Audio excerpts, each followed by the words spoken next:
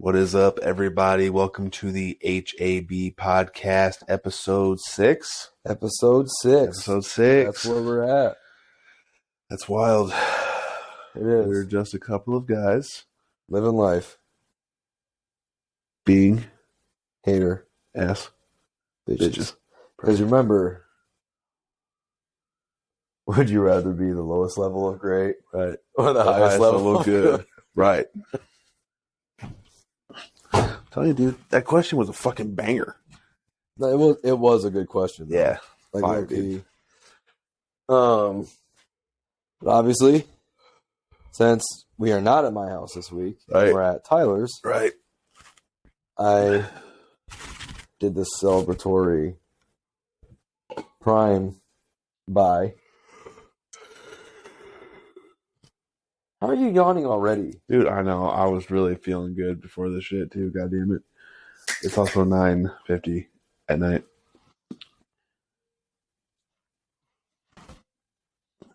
We have to figure out when we're going to do it now that my work schedule is changing. I mean, I guess we can still do it on Friday nights. That's fine. But I'll have to work on Saturdays now. Yeah. So let's do it earlier.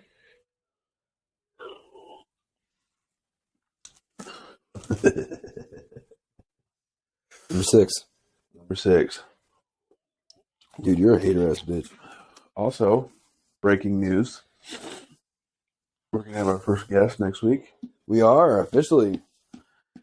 So, hell, dude. I mean, honestly, if your schedule changes, we could record it on Saturday and then post it on Sunday. We're both Good. off on Sundays. No, you can do that. Saturday nights. Saturday nights. The Saturday night or whatever. Yeah. Unless it's the Arnold. We'll figure it out. Yeah. Okay. We'll keep everybody updated, and you'll keep you updated on Instagram. on Yep. good old Instagrams. The IGs. Yeah, I think that's where I think that's the only social media that we're gonna stick around on because Facebook is kind of dumb and Twitter is also stupid. So, yeah, I mean, I do think Instagram's kind of superior, right? Because fuck TikTok as well. Yeah, trash. And I'm definitely not getting on TikTok because it's dumb. Right. Is your mic on? Yes. Okay, just want to make sure. Yep. But my wife just texted me. did she? Yeah, she's at a hotel right now. Sent her away. I said, "Get the fuck out of this fucking house." Yeah, I'm sure that's and exactly. I made her. No, I didn't. I'm sure that's exactly what you said to her because she would have whooped your ass. Probably. You'd have woke up dead. How do you wake up dead? Exactly. Right. Right. Hell, have no theory like a woman scorned, right? Right. But we're talking about Instagram. You made a post. You did a reel. Oh, right. Yeah. Yeah. Because we're talking about, the guy who inspired us to create this and start doing this. Pat McAfee. Good old Pat McAfee. Getting sued. He is getting sued. By a piece of shit. By allegedly a piece of shit. Yeah, allegedly. Or I should say an alleged piece of shit. Right. Sending dick pics and stealing money from children. Great quarterback. Piece of shit human being. I like the way I just put that, though. Sending dick pics and stealing money from children. Perfect. Allegedly. Allegedly.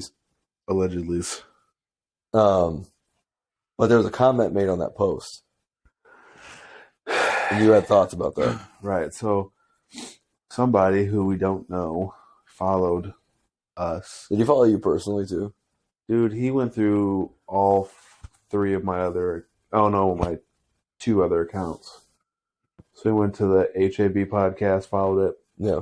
My personal account. Yeah. And then my account where I do the vitamins strictly. Right. So he followed me personally too. Did he?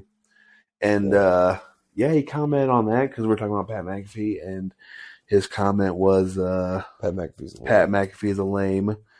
And hey man, I just commented back because I just happened to see the post. I just commented back on it and said, to each their own, man. Like, whatever. Like, that's your opinion, man. Like, we both love Pat McAfee, and if you don't, then it's your opinion, man. Like, we don't care. We're not going to get mad at you because you have a different opinion than us. Yeah. So, like, I commented that to him. I said, to each their own. And he said something like, wow, I'm really glad that you guys, like, didn't block me over. And he said, you guys aren't little bees. Yeah, he's like, you guys aren't bitches because you didn't block me for having a difference of opinion. And I was like, nobody has time for that, dude. Like, we don't care. Like, you could probably call us every name under the sun and tell us how much we suck. And then you probably wish that we would die. And I probably still wouldn't block you. I'll just be like, cool, man, have a nice day. Right, because, in reality, what does that accomplish? Well, that's the thing, too, is, like, you're not, like, at the end of the day, dude, like, on Twitter and, like, Facebook and Instagram, it's just like, if you're saying stupid shit, you're saying it behind a screen. So what's the point of getting mad about it? Yeah. You're not coming up to me and, like, saying, what? Like, if you came up to me and you're like, I wish you'd fucking die, you piece of shit. You're like, I'd be like, okay, like, we're going to have some problems now. But, like, I'm just like, hey, man, like Pat McAfee. And somebody came up to my face and was like, fuck Pat McAfee. I'd be like, cool. What am I going to do? Am I supposed to fight? Why are you fight you in the honor of Pat Why do McAfee? you hate him? Why do you hate him? Well, because he sucks. Okay, whatever, man. Like, yeah, let me fight you in the honor of our Lord and Savior, Pat McAfee. Right. That's what we're supposed to do. That's what I'm saying. So, yeah. What was the guy's name? We'll give him a shout out. Hustler or something? Hustler and Haste. Hustle and Haste. Hustle and Haste, maybe. Hustle and Haste, yeah. So if you're listening to the podcast, man, thanks for the comment. Thanks for the follow. We love all of our fans. Right. Except for Craig. Except for Craig. It's fuck Craig. Fuck Craig. Can't wait to see you next week, Craig. Can't wait for you to be on the podcast, Craig. It's going to be a lot of fun. Make sure you bring us some fucking primes, you piece of shit. Yeah, bro. There's a tradition in this podcast. Yeah, it's tradition. And you better fucking follow it, Craig. Yep. What a piece of we shit. expect two each. What a piece of shit. Right. What a piece of shit. That's the thing, though. We didn't even get invited to the tandem deadlift that went on tonight by Craig. That wasn't planned. That wasn't planned. But somehow your phone got set up across 2 angles. somehow your phone got set up in the fridge across from the other platform. Yeah, that's you went and purposely set up. Oh, I accidentally put my phone on record. Oh no, my phone walked over there and recorded me doing tandem deadlifts. Oh no, I accidentally put my phone in the fridge and shut the door and held it up with a prime or a bang. Craig and our other Savage team member, family, Liz. Which Liz is a fucking badass. Yeah, they both are. But we still have to give him shit. Craig. Craig's okay. But he's also a piece of shit. Low-key, a lot of respect. Yeah, we love Craig. We love Craig. Craig does put in the fucking work. Dude is looking pretty good right now. He's also on steroids. Yeah, Craig hates being natural. Right. Craig is like dude, he's on the most gear I've ever heard in my life. Dude loves to take all of the supplements. He hates naturals. Yeah, dude. He's like, why would you ever want his favorite baseball players are the ones that are like accused of taking steroids. He loves them. Yeah, dude. Yeah. If you're not cheating, you're not trying. Right, Terrell Pryor. Right. Jim Tressel. Yeah. Right. Beanie Wells. Oh, wow. You went far left field with that one. No, that speaks to the character of Craig. Right, that he loves steroids. Dude, he loves everything that's not natural. Like, he had hair when we met him. But then he started taking so much steroid gear and trend. It made him hit puberty a second time. Too. A third time. Shit. Craig is good. Craig is not coming up. Dude, Craig's gonna fuck this podcast. I'm gonna text him tomorrow and be like, "Dude, make sure you watch the podcast because we talk glowingly about it. We really hyped you up, like motherfuckers. We really hyped you up for your episode of the podcast. For you to come on and defend yourself. So in conclusion, next week our guest is a steroid lover, unnatural. Mycotrend lover. Like his favorite athlete is Mycotrend. All the clothes he owns is Mycotrend brand. He's a closet Michigan fan. He's probably a closet Boston Red Sox fan too. And absolutely loves the Boston Bruins. Right. And I mean, who's the Rams' biggest rival? San Francisco, maybe? I forgot he's a Rams fan. Yeah. That still makes zero sense to me. Right. Bandwagon. He's only been a Rams fan for a year. Right. Like ever since they got Matt Stafford. Since they moved to LA, he was like, maybe. Yeah. He said, fuck St. Louis. St. Louis is a dope town, though. St. Louis was a cool ass city, dude. It's like a big city. I'd been there when I was little, but my grandma didn't grow, like she lived there, lived not far from there when she was young. No, it's a little big city. Like it feels like South Bend, but it's a major city. It does feel like South Bend. It's a major city, though. But that's the one thing but that's one thing that's kind of fucked up about South Bend is that like when you look at the downtown, you can tell that at one point South Bend was a major. Yes, like we've talked about this before when we do our like walks around downtown. Yeah, that you can tell at some point it was like it was bustling, dude. Is that like you could tell that it was a city? Yeah, I mean it's kind of grown into the ground. Let me student went out, and then that was kind of the biggest thing, right? I mean, it took a long ass time for everything else to kind of fuck over, but yeah. Studebaker kind of went out in like the 50s, 60s. Everything kind of really fucked out in like the 80s. Yeah. Well, there's also some shit out here, but speaking of going out, we went out on a ledge last week. Dude, we did. Talking about Jeffree Star and Taylor Lewan and the whole busing with the boys thing. And hey, we weren't the only ones that were duped. Hey, bro. Okay. Everybody on social media was out about that shit, saying that it was like that they thought it was legit. Dude, the joke I saw the most was busing in the boys or something like that. It was like busing in the boys takes on a whole new meaning or something like that. Anyway, we did find out that Taylor Lewan is happily married to a female, a biological female. Right. And Jeffree Star does, in fact, have an NFL boyfriend, but the videos and the pictures that they were taking were just a play on that. Right, to help. And the fact that they were also hyping up the episode for the podcast. So we got it hooked up into the hype. And hey, Friday Night Fever got it good. Well, and that's the thing though too, is I mean we did bring up good points that like, hey, that's what we were trying to say. Was like, yo, it's 2023, be accepting. Right, we don't. Who gives a fuck anymore? We didn't anymore? care if Taylor Lewan did. We were just like, that's interesting. Yeah, we weren't like judging. Yeah. Probably that's what like that. We still don't really know much about Jeffree Star. I just remember like, do you remember Jane's friend Sam? Jenny's friend Sam? Yeah. The one that I walked with her in the wedding, didn't I? She had like Disney tattoos and shit? Yeah. Yeah, I walked with her in your wedding. Yeah. When she lived here for a little bit, I was watching a YouTube video and she was like, oh my God, look at this guy. Or girl, whatever he goes. I think it's guy because he goes by he. I think a lot of people go by he. Nobody corrects them. So I'm like, usually I'm like, that's like. Are you talking about Jeffree Star? Because last week you corrected me 1,000 times that. Well, okay, so like that's what I'm saying though, but like, because I'm like busting with the boys and then posting like a lot of the clips, and like he talked one about like it's a whole thing, but I was like, so I think she said he, so I think he does go by he, because like the indicator on like social media is like if it's like a transgender person, they'll be like, oh hey he, and then somehow like jump down in their back and be like, no, that's actually she goes by he. Like they'll correct you real quick. I think that he goes by he.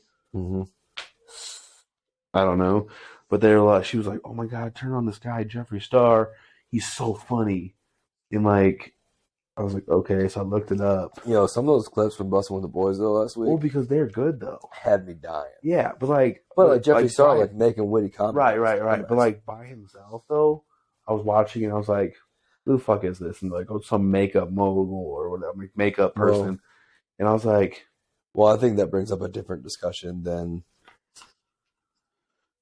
Well, I was just trying to give some backstory on who this person is. Right. No, I got you. But what we're saying is that we were promoting inclusion. Well, we were also promoting misinformation. Because, in fact, it is not Taylor Lewan. That is not the boyfriend. We weren't necessarily promoting misinformation. We weren't like saying, yo, it's official. Well, we did say allegedly. We did say allegedly. Can't be sued. Defamation of character, trying to make money off of Taylor Lewan. Yeah, fuck yeah, dude. When he was trying to make money off of his own thing. He's a Michigan man, dude. Did you see, though, that, like, Michigan sent him a cease and desist letter? Because you know how they have, like, the boys and it has, like, the lightning and they do, like, teams and shit on their bussing with the boy shirts? Michigan was like, no, I can't do that no more. Why not? Why would you do that to one of your alumni? Right. That's what I was saying. I was like, that's fucking stupid. Why would you not? Why would you not allow that to happen? I mean, like, I get it. Let's say, like, for, like, IU, IUSB, whatever, right? Like, or, like, for, like, trying, right? Right. Like, you make some kind of shirt, and it's like, you make trying the logo into your own thing, say, like, Tyler, and you try selling it, and you end up selling a few. And they said to you a thing, like, why the fuck are you doing that?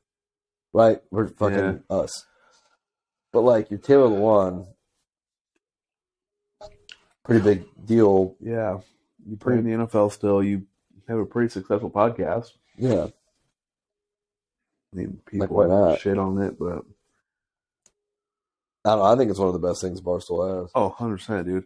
That and Caleb Presley are carrying fucking Barstool, dude. Can we talk about that for a second? Just because it was funny to me, because obviously, you know, our podcast got put out pretty late last week. Yeah. Because all the technical difficulties, which I made a comment, you know. Technical difficulties. Like we had a few weeks. Yeah. Because last week, you know, we had he fucking said, yeah, like a fucking bitch. Shut the fuck up, bitch. Shut the fuck up. But, I don't know. But, yeah, that was disgusting. That was grody. That's going to be clipped and put on our Instagram.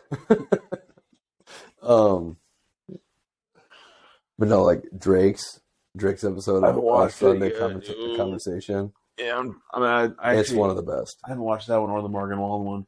Morgan Wallen is. Dude, can we just talk about the Morgan Wallen one is up there with Kevin Gates.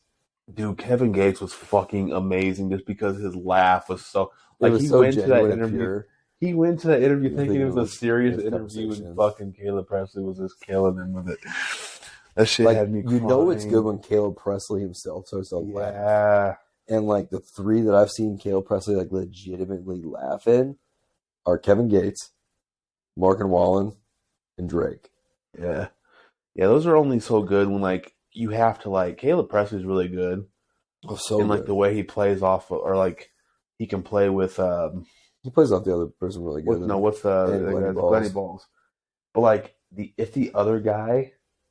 Like, both of those guys are always good.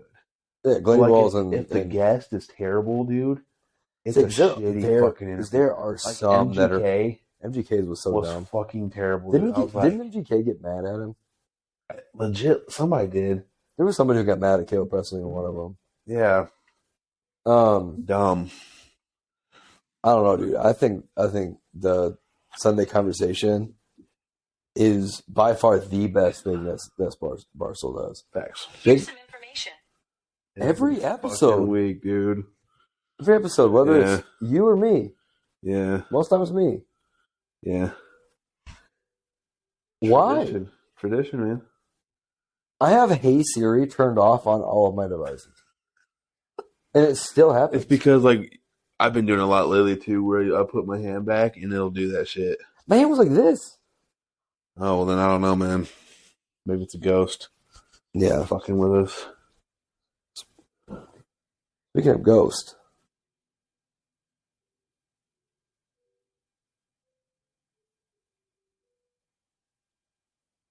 The terrible fucking segue, I know, I'm kidding. Bro. I was trying to be funny with it. Bro, that was a terrible that was segue. I thought you were talking about the band, the energy drink, or the fucking... Yeah. I don't know where you're going with that. Ant-Man? Yeah. That was yesterday. Me and you went and saw... Yeah, we saw Antman. We had a Yeah, we had a bro date, and we had a third wheel. My wife named Jennifer. Yep, and though she'd probably say the same about you. But you talk about the tickets this time. But you actually bought the tickets this time, so technically she'd be the third wheel. Right. Her ticket was bought separately. Right. Oh, yeah. So, third wheel. Suck it, Jenny. Obviously, the movie just came out, so I don't want to go into heavy spoilers. I will just say anyway, and you can have your own thoughts. I loved it. No, for sure. I thought it was great. Yes. I mean, both of us are avid, we have liked... Really great start to Phase 5, I think. And we both have really liked the Antman movies to this point. And I think that Paul Rudd, obviously, is, fantastic, and Paul Rudd has been great as Scott Lang. Yep. Michael Douglas. What are your thoughts about it? It's hard to go into my thoughts without giving spoilers. No, but so I'll just say general about it. I'll just say, man, it was a really good start. It was a really good start to Phase 5. Oh, without a doubt. Kang is a motherfucker. We already knew that, though. And then the one thing I will say coming out of this movie is that Michelle Pfeiffer, looking damn good, can still fucking. She's 64, dude. Is she that old now? 64. And I saw Michael Douglas is what, is mid-70s? I saw all the memes today, because have you seen the meme going around with Madonna? How she looks now? No. Terrible. Fucking terrible. Disgusting. I mean, I've never thought Madonna was an attractive human being. But, she looks worse. Plastic surgery is disgusting. They're like, Michelle Pfeiffer looks like the way her plastic surgery has turned out to be disgusting. Yeah, but they're like... Not plastic surgery. Right, that's what I meant. Correct. They're like her, yes. But they're like, Michelle Pfeiffer, 64, and she looks like this. And just banger. But, Michelle Pfeiffer and, banger. Christy Brinkley, stuff like that, right? Yeah, banger. They're in their 60s and, banging. Still look great. Yes. I'm sure that they've had something along the line. I don't know. Maybe. Just take care of yourself, probably. Just take care of yourself. The best of your ability. Just take care of yourself. I mean, you have to have, good genetics, too, but, yeah. That's I'll say that, and the thing is, though, is the recasting of Cassie is kind of weird to me. Isn't this the same chick that was in Endgame? No. Nope. It was somebody different? Yep. Yeah. I'll be honest, I did not notice. They recasted her for this movie. Yeah, I don't know why. Really? Yeah. Jonathan Majors killed it. Blowing up. Dude is in everything. Yeah, we talked about that yesterday. Yeah, literally while the movie was going on. Or during the previews. Yeah, because of Creed 3. And there was another movie he just had too, where he's a pilot. Yeah, not long ago. Yeah. I think it already came out though. Yeah, it came out a couple months ago maybe. Yeah. I just hope they don't fucking run him into the ground and then all of a sudden they're like, well, he's done. He's fucking out of here. Yeah. That's what they do. It's wild, man. Once an up and coming actor, I don't know, man. I almost want to say they do that with black actors. Oh, where they'll put them in every if they're really good and people love that. When he first came across, I'm sure he's been in other movies. Yeah. But when he came across as something more mainstream, Kang, but in Loki. Mm-hmm. Everybody's like, "Oh my god, this guy is fucking." Everybody loved him in Loki. He fucking killed it. And now they're like, "Okay, now we gotta put this guy in everything," and then they'll fucking put him in everything to the point where people will be like, "Yeah, all right, this dude's in everything. Fuck him." Yeah, and then boom, you're done. Honestly, I feel like it happened. Look at Michael. Dude, they did Michael B. Jordan too, man. Yeah, I was gonna bring that up. I feel like it's definitely a systemic thing in Hollywood, where it's Pedro Pascal is kind of the same way. I would say it's more than just I'd say minority actors for sure. It's you have one that has a really good, say Pedro Pascal with Mandalorian. What is he? He's not Mexican. From Colombia, right? Okay. From South America? Somewhere in Latin America. Okay. I think it is Columbia. I don't mean, like, was he born here though? He was born there, brought here when he was little. Okay. I remember right. He talked about it on the SNL that he posted. Okay. But like he did the Mandalorian, right? Dude, like, that fucking Mario Kart skit was so funny though. Goated. It's a me, Mario. But like he did the Mandalorian. He had been in stuff before that, obviously. Game of Thrones. He had been in some stuff in the past. Yeah. But like he did Mandalorian. Obviously, Mandalorian's Mandalorian, which we got a couple, like 2 weeks left till that comes out. Yeah, dude, the weekend of the Arnold. Yeah. And the Wednesday before the Arnold. Right. But like he was in that. And then since then, dude has been in a shit ton. And it really feels like I said, I don't want to get into politics or like systemic racism or anything like that. But I feel like it kind of shows through. Yeah. In situations like that. Well, that's actually where really, like this is what's like this. We're going to talk about this with the NFL too. Like, this is actually a really good topic. But like, honestly, we can take this straight into that conversation if you want, and then we'll go to the Super Bowl stuff. But I'm actually down with that. Well, are we done with the Antman review? What are your thoughts? So Antman, I think I was telling him or telling you. I talked to a couple of clients of mine at work today because they knew I was going to see it, and they asked me how it was. Yeah. And my biggest thing is, and I think me and you kind of already chatted about it, and you kind of agreed that like for the other Ant-Man movies, even though we both loved them, I thought they were good, and I've loved the way Ant-Man has been portrayed in the MCU. Yep, like the Scott Lang Ant-Man. Yeah, because I think the Hank Pym Ant-Man in the comics was a little bit more badass, a little bit more like taken seriously, and Scott Lang was more of a comic relief. Yeah, this one I feel like we got a good both. Yeah, like a little bit more range, a little bit more like a lot of comic relief, but also like you got to see Ant-Man got to be a fucking badass. Yeah, for the first time, and that's all I'm going to say about that. Yep. If you haven't gone yet, make sure you stay because there's 2 credit scenes, mid-credit and post-credit. Yeah, two credit scenes. If you want to see both of them. Yep. Really but good. To go back to what I was saying, like I said, not to bring up like systemic racism or anything like that, but like it's like you were talking about, like when there's like a minority actor who finally gets that chance to be a leading role. Yeah. And they blow it out of the park. They're giving everything. Yeah. And then, what I'm saying? But I don't want to be taken the wrong way because, like, it's a good thing in reality. Right. But at the same time, like, you never, like, it's still true. Like, there isn't a fair share of, like, people like Pedro Pascal or Michael B. Jordan or Jonathan Majors who are getting these lead roles. Right.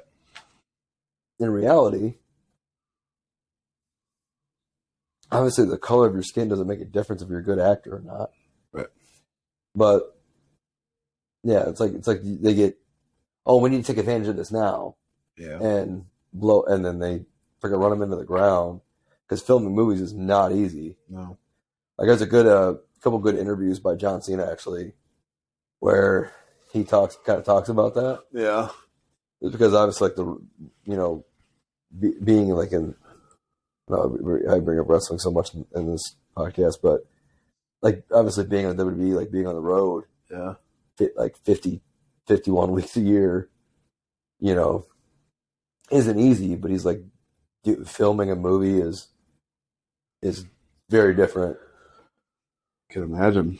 Plus a TV show. Right. At least from a few movies, so yeah. Yeah.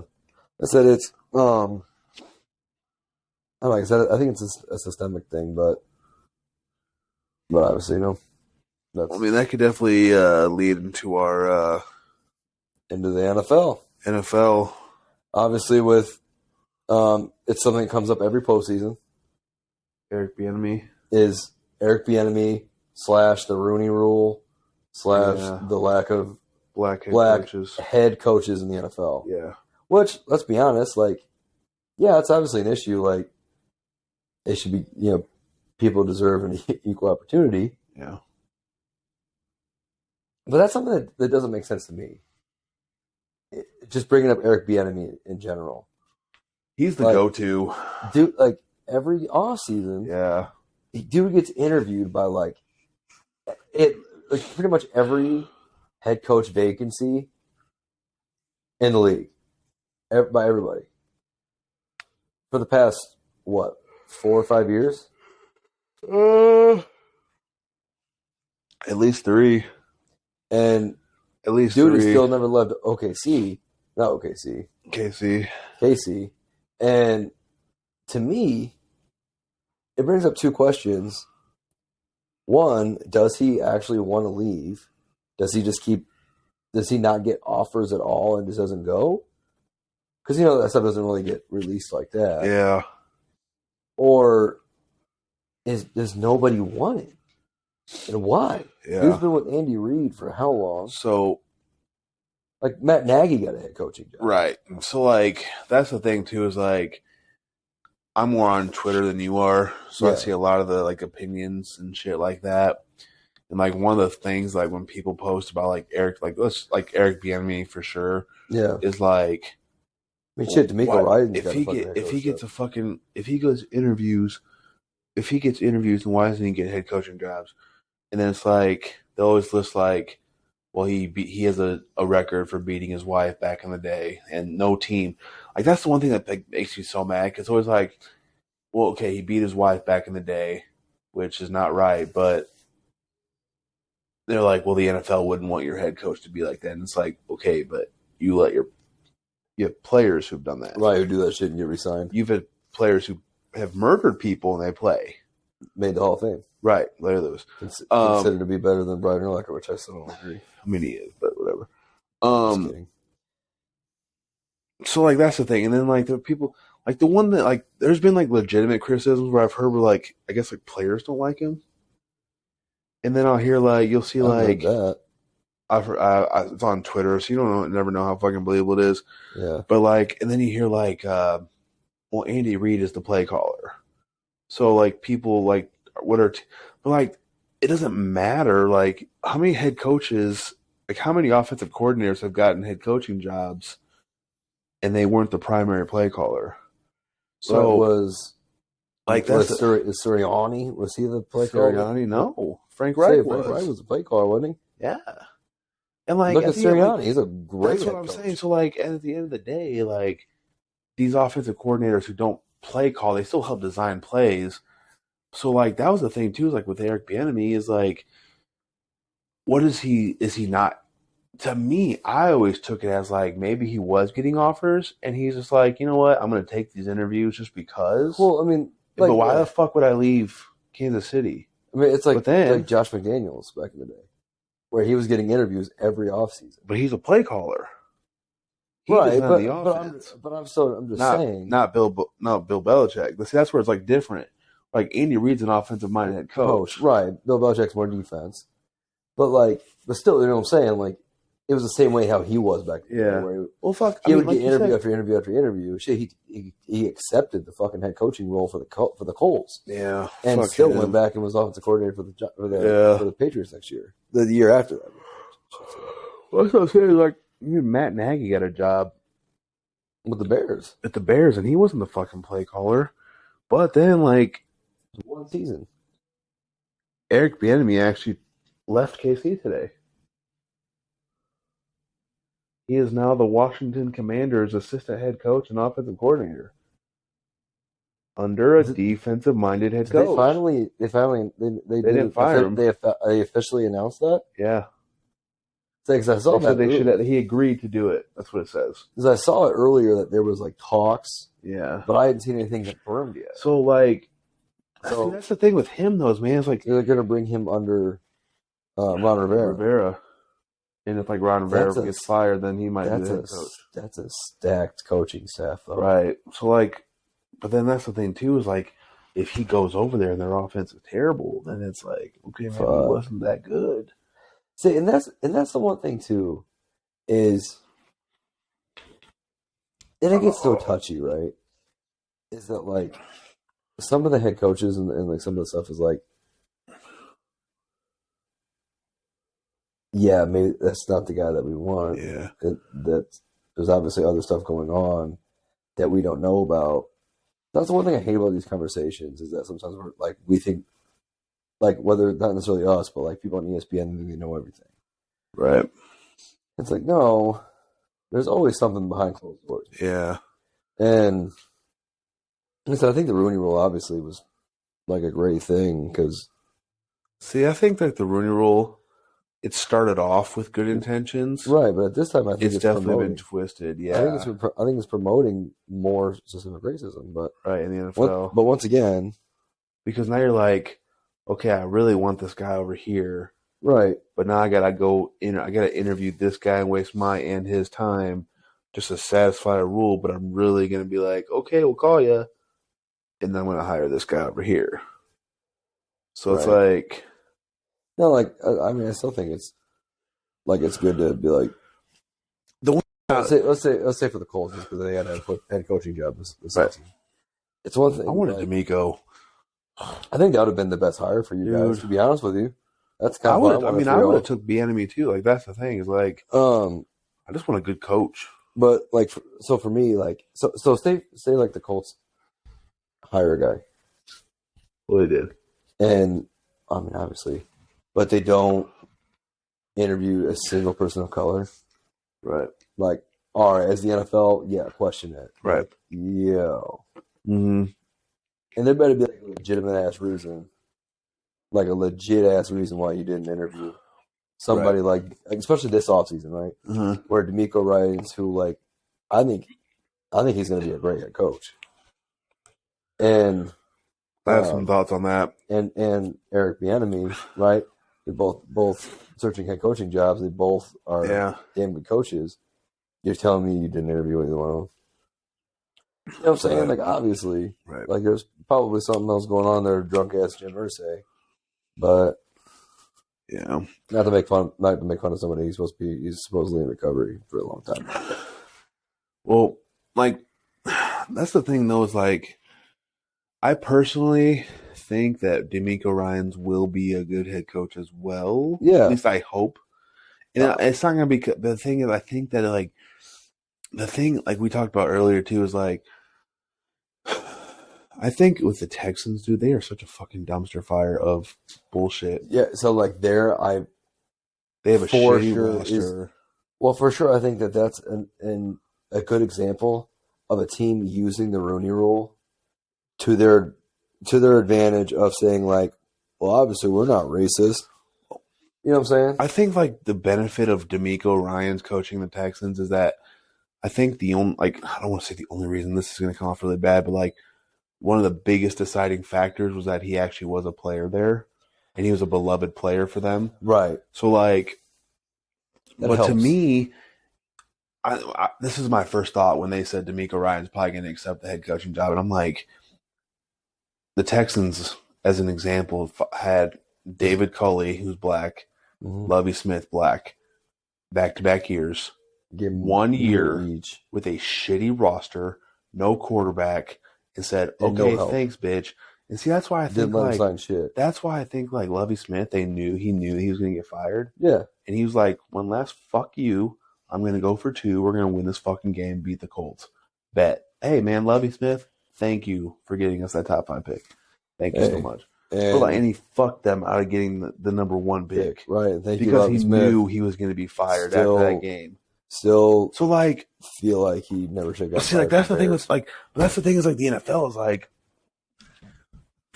in a league that's obviously predominantly black. Player wise, right? Yes. There's not many coaches that are black. So, and you can like in the teams like there's, I don't know, man. I can't speak on every team. Obviously, I mean the Colts did well with Tony Dungy, and I still think that Jim Caldwell kind of got a shitty. They did a whole reset. Get rid of him. To this day, he doesn't miss a beat. You guys are still pretty good with Jim Caldwell. So we went to the Super Bowl. Just like he got fucked over. He got fucked over in Detroit too. So we went to the Super Bowl with him, and then when Peyton Manning got hurt, then we went 2-14. Yeah. So they did a full franchise reset. So I was like, okay, that sucks, but okay. You got another ring with the Ravens, right? So like, that was the thing with Jim Caldwell. So like, the Colts had like the two black coaches that we've had in my lifetime. We've treated well, right? The Colts have treated well, so they didn't fire him like right away. I mean, like Tony Dungy led us to Super Bowl, and everybody loves Tony Dungy still. So, but like I said, in a league that's like predominantly black, player wise, you're not seeing many black head coaches. Because a lot of these teams, they hire a black head coach to satisfy the people, so to say, and then give them 1 year and then say, okay, you fucking suck. So, like, if I was a black, like, when I heard, like, DeMeco Ryans, like, I was like, why would you want to go to the Texans, though? Like, why? Like, they gave him a 6-year deal. They gave him a 6-year deal, but it's like, they could fucking still fire you tomorrow. It doesn't matter because if they don't give you the right roster, they don't give you a good quarterback, you're the fucking bad guy. Where they get these other like Cliff Kingsbury dude sucks ass. He could have been fired a long time ago, but he wasn't. See, like I said, that's the thing that like I feel like the Texans are using the Rooney Rule to their advantage, right? And like still promoting. Okay, I see what you're saying. Systemic racism, right? Look at freaking Bill O'Brien, right? Dude was there for how long? Fucking garbage ass. And pretty much came straight in and was made the team president, the team GM, and complete control of the team and head coach, being a head coach, right? And they were dog shit the entire time. Dog shit. Yep. But you get David Coley, right? The first year after Bill O'Brien, and then Lovie Smith. Yep. And both are good head coaches, and the teams played hard, man. Both are good head coaches. I had never heard of David Coley until he played there or he coached there, but I thought he honestly, but they played hard. They sucked. They weren't good. They sucked. But I feel like as a head coach, he did a good job. You could tell like the team didn't give up around him. And the same thing with Lovie Smith. Lovie Smith is so that's why fucking I like Lovie Smith. In my opinion, yeah. So like that's the thing is like if you want to be a head coach and you are black. That's the team you don't want to go to. Like, yeah, you why would you want to go to a team? Like, why would you want to go to a shitty situation? Like, that's just my fault. Like, that's just my thinking. Like, I'm not in their shoes. But, like, in my head, I'm like, why would I want to go there? And I know, like, you're still going to get paid millions of dollars whether you're fired or not. But, like, at the end of the day, if you go to a shitty situation and you're fired in the NFL, most of the time you're going to be like, okay, now you got to go back to another team, work your way back up. You know, you got to start as a position coach, then you got to go up to coordinator, then you go to, okay, now I'm a head coach. Oh, I got fired. Now I have to go back. Fuck you. I'm going to, hey, the Patriots are like a well-run organization. Yeah. Why would you, look at fucking Mike Tomlin and the fucking Steelers. Yeah. Never had a losing season. Because that's a well-run organization. Right. They put the pieces around him to help him out. He's a great coach too. Oh, so Mike Tomlin's it goes hand in hand, dude. Yeah. You have to have a good coach or a great coach, and you have to have a fucking front office owner, from the owner down in the office, GM, willing to put the pieces around you to say, hey, we're not going to let you get fucked over. Yeah. Our quarterback retired. Now we got some good depth behind him. We can still keep winning. Well, the thing is, you're paying a head coach to put a good team out in the field and play hard. And he can only do so much. Your head coaches get paid a lot. Right. Why wouldn't you want to be successful? And that's the thing with the Texans is that's why I feel that way. It's because like you're not doing that. Not at all.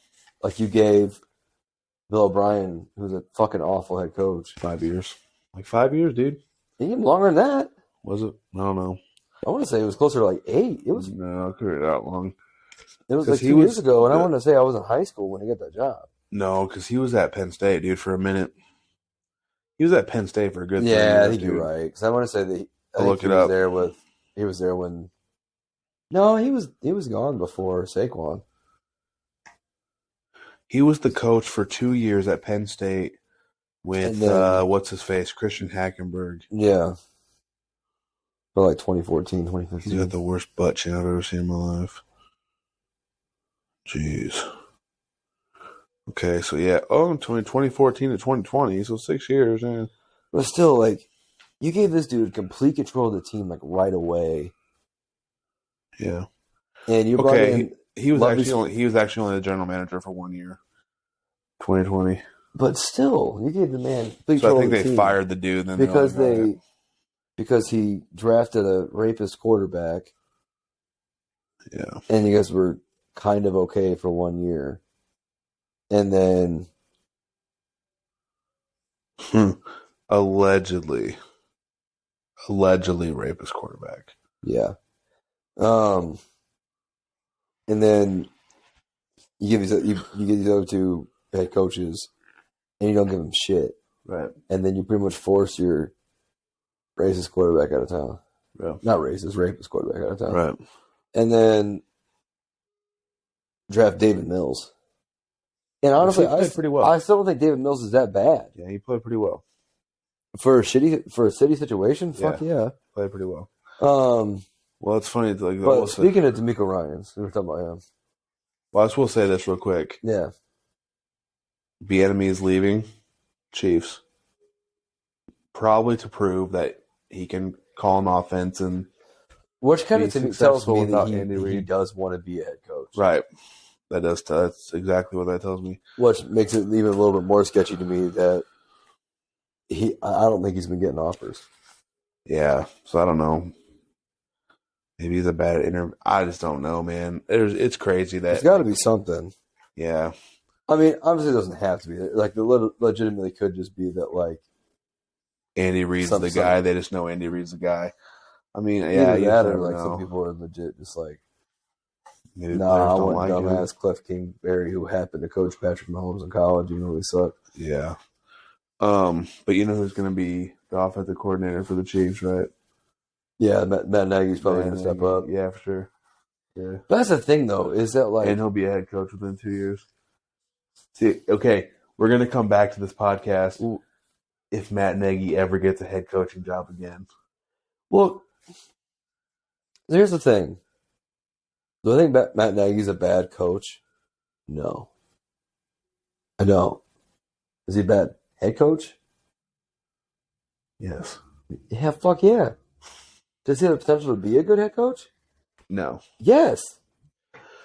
They literally went fucking 12-4, made 12-4, won our division, and turned Mitchell Trubisky into the third most efficient quarterback in football that year. But double doink. But then, yes. But then, what did Matt Nagy do in the seasons after that? We're not going to let Mitch run. We're going to make him be a pocket quarterback, and we're going to not do anything that's his strengths. Yeah. And then offense with the shit.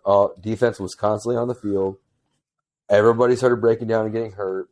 Fucking Khalil Mack was getting hurt. Khalil Mack had like 4 sacks that year. Like, that's what we were dog shit that next year. Yeah. And then, obviously, try one more season with. No, that was the year that we got rid of Mitch, and then, but we still made the fucking wild card. That's when we lost to the Saints with Mitch. Mitch was the MVP. Didn't you guys beat the Saints? No, we lost the Saints in the wild card. How did he get the MVP? MVP. That's what I said. How did he get the MVP? N. That's what I said. Nickelodeon. MVP. Bro, every time somebody's except for Dak Prescott this year, the couple times they've done that Nickelodeon game, the losing quarterback has been the MVP. Mitch kind of balled out in that game, though. I'm not gonna lie. Like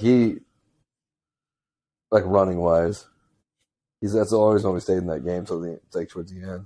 But then they kind of whooped our ass in the fourth quarter. Anyway, and then that's when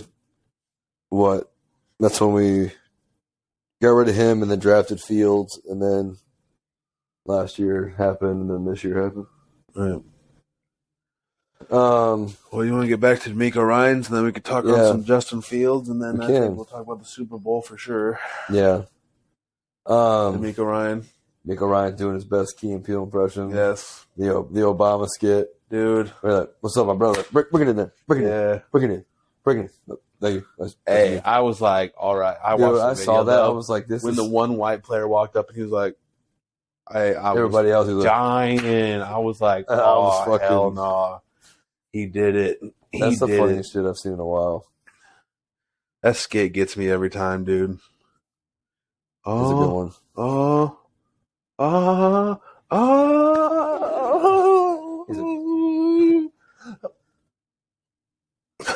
One third black. You gotta talk to him. You gotta talk to him. They freaking, wasn't it Key? Or Michael Key. That was like 1/3 black. Yeah. He was like, "Oh, my brother, what's up, man?" That's what he's like. You gotta talk to him there. You gotta talk to him there. Gotta talk to him. Gotta talk to him. You're like, fucking, we're going in the circle for like a minute. Oh, that's a good one. I just watched the one yesterday. Somebody posted a clip on it, but they were like, it was the one where, but I had to go back and rewatch it. I watched the whole thing. It was the one with the undercover boss. They did the undercover boss skit. I don't know that one. Because he was like, come on, like Jordan Peele was like acting like he was a white guy and the owner of the company. Mm-hmm. And he was like, okay, guys, I have something to say. And Key was like, nobody wants to hear your dumbass shit. And he was like, no, guys, you really want to get to hear this. Like, he was sitting there talking shit to him. And then he was like, when they all like circled up, he's like, I have something to tell you guys. I am the owner of the company. He's like, I'm not so, or because he was like, I'm not just the guy who started this week. And he's like, oh yeah, we can all tell that. You suck at your job or something. He was just talking big shit. Yeah. And then he was just like, I'm actually the owner of the company. And like, you see, he was like, I gotta do remember that. I think he walks up talking to him. He's like, I was just joking, right? I was just trying to lighten the mood. And he fucking fired him, and he keeps talking about it like he has no dick because he got cut off in a freaking accident. And that one, I feel like I do remember that one now. And there's another one that's always made me laugh. Was talking about like dudes like talking shit about like their wives. Yeah, like they go to the basement and they were like, "Man, my wife the other day was telling me to clean the dishes," and I said, "What you say?" I said, "B." Oh yeah, I've seen that. Yeah, that one's fucking hysterical. But yeah, that's something I need to go back and rewatch. I haven't watched Key and Peele in a long time. That came out like towards like my end of my like high school. Yeah, and that's like the Great Value Dave Chappelle show. Kind of, yeah. But it was solid. It's got some funny skits. It was solid though. You gotta give it that. Yeah, it's kind of like the Great Value Coke, where like yeah, you know what? I'd rather have like Coca-Cola. Yeah, but like just the Great Value Cola. It's still solid. The guy right there was in Antman yesterday. Correct. That's the first thing I thought when it came on the screen. I was like, "Oh, it's even a Good Place." Yeah, I've never seen Good Place. Oh, it's solid. You would love the Good Place. You would love it. It ends really good though. To be honest, does it? Yeah, it's solid. Caleb talked me into watching it. I'm gonna check it out. I still need to watch. We need to watch Full Swing though for sure. Yeah. Well, you did talk about Justin Fields a little bit. What is going on, dude? They're really pushing this narrative about... Dude, it's going so far now that, like, Colin Cowherd the other day talked about how, like, the top 4 reasons why the Bears should trade Justin Fields.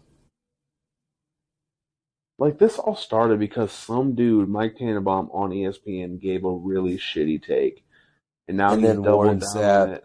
Warren Sapp, like, really took it off. Oh, yeah, I forgot about Warren. Warren Sapp was like, yeah, my boys in Chicago are telling me.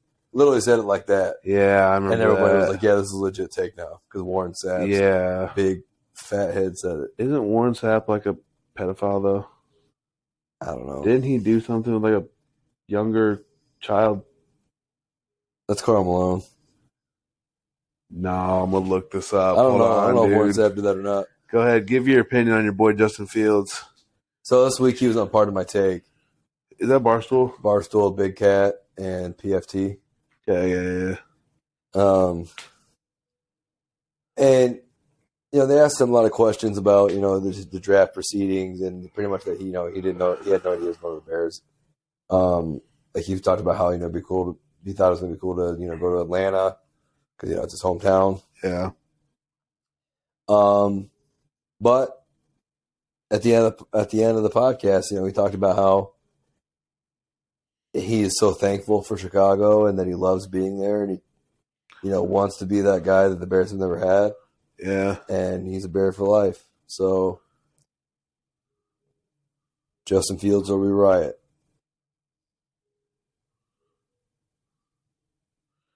Like, that's the thing, dude, is like why? Like, why? Why move on?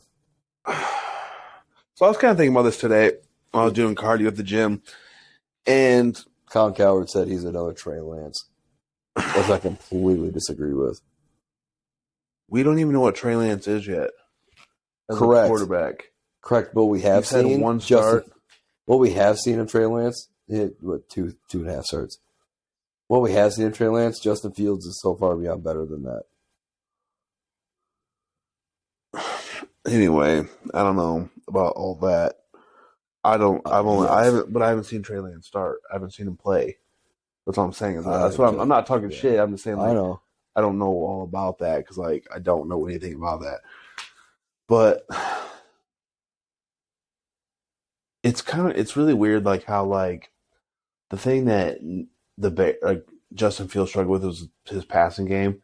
But, like, literally, he put up 6 touchdowns against the number 1 overall pick that year. I mean, they don't play each other, but, like, the defense. Like, just bombs, dude. Hitting bombs against Clemson in that playoff game. And then you get to the NFL, and all of a sudden you can't throw. So that's why it's like, I don't understand. Like, the game is so much different between the NFL and college. It's just crazy. Like, you just don't forget how to throw a fucking football. It's just the speed is different. Plus, like, you do have to have, like, Chicago's not a typically well-run organization all the time. So, you think that they can just put, like, they're not a team where they can just put guys off the street at wide receiver and say, okay, fucking throw them the ball. And if you don't, then you suck, not them. And it's like, no, actually, maybe you should have kept Allen Robinson.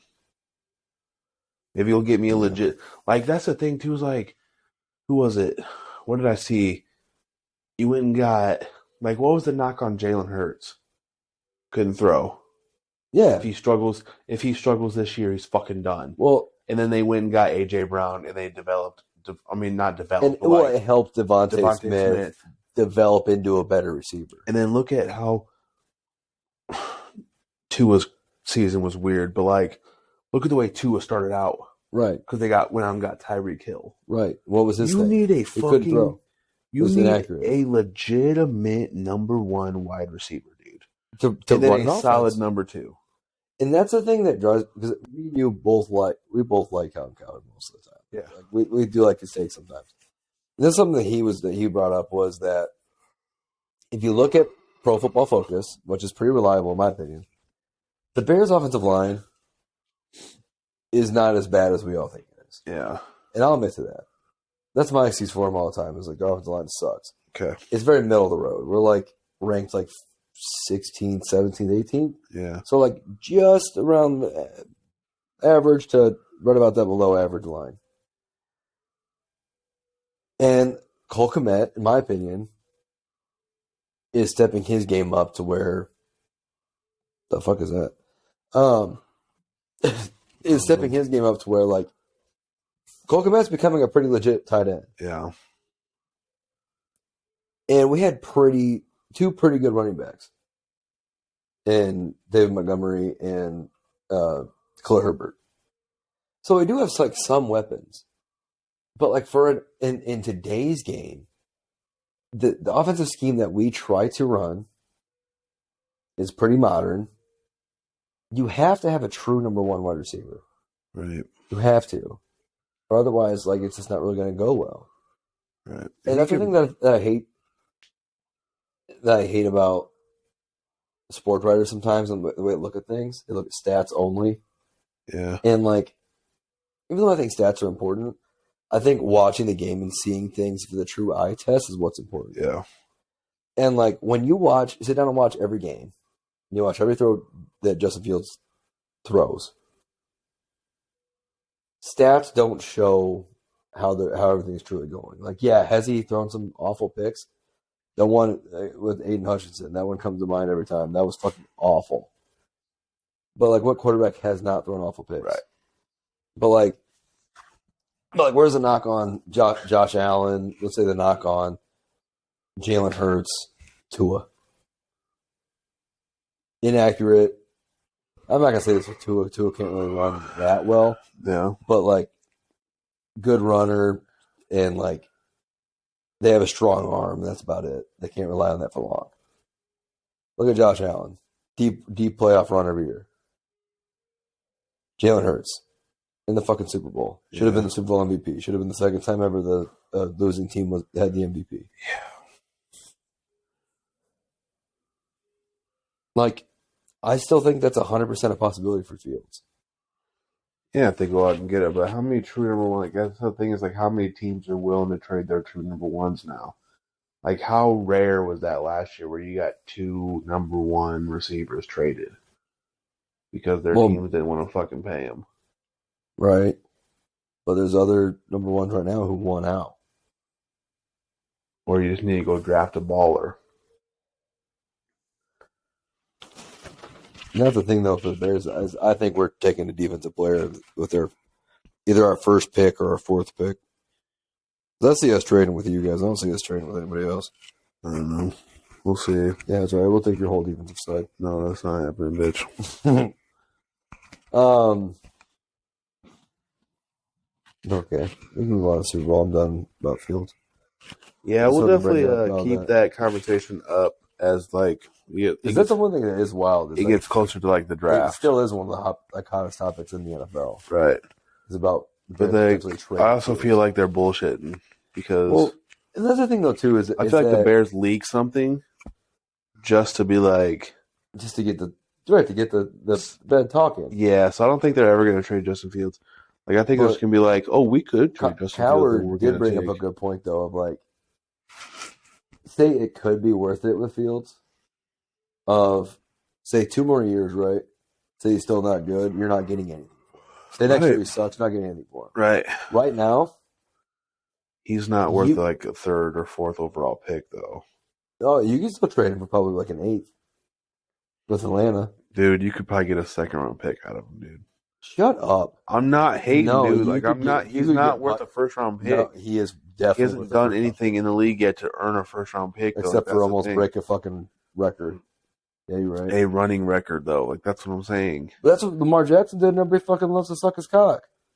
Because Lamar Jackson also put up 36 touchdowns and over 3,000 yards passing. Yeah, when he has, and only threw like 6 interceptions that year, and rushed for 1,200. So like. He had a combined over close to 5,000 yards. Yeah, but that's not fucking Lamar Jackson. That's coaching, scheming, and all that shit. Justin doesn't have that opportunity. Lamar Jackson's fucking dog shit. We're trying to defend him. My God, you would take Lamar Jackson in Chicago right now? No, actually, I wouldn't. If they said Justin Fields for Lamar Jackson, no, Lamar Jackson likes to sit out games when he should be playing in the playoffs. My God, would you fucking play when you're a runner? A running quarterback, would you play on a fucked up knee? He's such a good thrower. Stay in the pocket, throw the ball. Oh, that's right. You fucking can't, Tyler. Oh, that's right. Wow, way to back up your own argument. Fine, let's go this way then. He hadn't played in 6 or 7 weeks. It's the playoffs. So let's go out into the playoffs in your first game back. That's not realistic. It is realistic. You just sit out the season, you rest up, heal up. Come back next year. You want, and you'll be fucking traded. You want star. He's going to get traded anyway, so it doesn't matter. They're probably going to trade star his money. Ass. They're not going to pay him. You want star money? The Ravens are not going to pay him because he sat out the fucking playoff game. No, he got knocked because they don't want to fucking pay him. Because Tyler Huntley came out and showed that anybody could be 2 touchdowns, 2 interceptions. Shut the fuck up Anybody about Tyler Huntley. Anybody can come out here and be a good quarterback for the Shut the fuck up about Tyler Huntley, dude. Came out and said, "Hey, I'll 2 touchdowns, 2 interceptions. Yeah, I'll come out and make you guys still look good." That's right. Did they even make the play? They didn't make the fucking playoffs. Yeah, they were in the fucking wild card, weren't they? Who they lose to? They lose to the Bengals. Oh yeah, you're right. Okay, yeah, right. Okay, good job. Yeah, you're right. Right, fucking hater ass bitch trying to tell me. Oh yeah, because there's only 7 points. Yeah, the Bengals only beat them by 7. That's right. Yeah, because the Ravens have a good defense though. But if they had Lamar Jackson, they might have beat the Bengals. See what I mean? No, dude. Their defense isn't that good. Not that Such a fucking hater, dude. I just think if he's so good. I think you hate black quarterbacks. Yeah, I hate black quarterbacks, and I freaking love our quarterback who's black. Right. Yeah, you're right. Because he benefits you, though. He benefits you. Yeah, you're that racist. makes sense. You're racist. I was a huge Michael Vick fan back in the day. I mean, who wasn't, though? I feel like even the racists were freaking Michael Vick fans. Wow. That boy can run. That boy can run. I mean, he did play for Atlanta, so I'm sure all the racist people down there. Yeah, there was probably not many. Yeah. All right, Super Bowl. Before we get off topic here. I'm a big fan of Jalen Hurts, too. I've always been a big fan of Jalen Hurts. Fuck yeah, dude. I like Lamar Jackson. No. I liked him in college. He's been dog ass in the NFL. Dude, you're not dog ass and you win MVP. Patrick Mahomes is one, too. He's the best quarterback in the league right now. Patrick Mahomes is dog ass. He won a Super Bowl and got an MVP because ESPN likes to suck his cock. Okay, yeah, so we're going to talk about this. He played like dog shit in there. Here's the thing, dude. He played like dog shit in the Super Bowl. He actually did.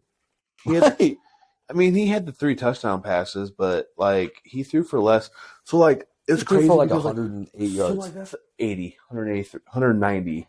Yeah. So that's the thing that was, like, all week long, they were talking about betting on ESPN, too, and it was, like, 293. 293 passing yards for Patrick Mahomes over under. Everybody's like, over. And even I was like, yeah, why would you not pick? Yeah, why would you? Yeah, FanDuel had, it was like plus like it was pretty favored that he was going to be over like 2. I think when I got on there before the game started, it was like 287, I think. Yeah. Now look at us, dude. We could have hit the under and hit some good money.